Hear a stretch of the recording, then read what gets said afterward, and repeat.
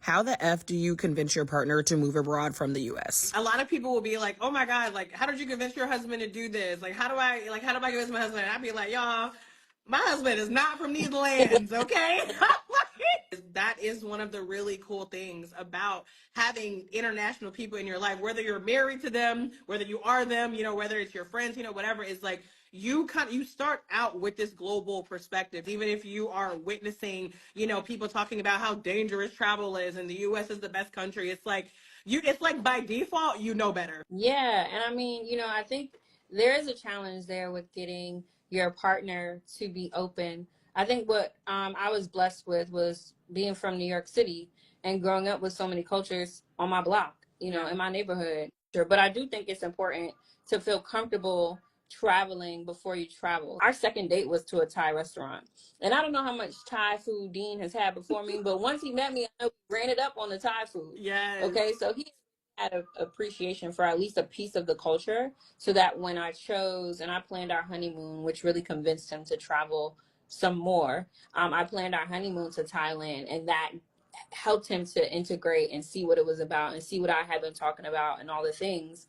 Just taking them on a little journey. Maybe it's to a show that's centered in the culture, or maybe it's to restaurants that are really not American. And you got TikTok and you got all these Google vlogs, and travel content is all over the place. You have resource and you have people who look like you who are going to places. So you can just utilize that if you need to. I love that.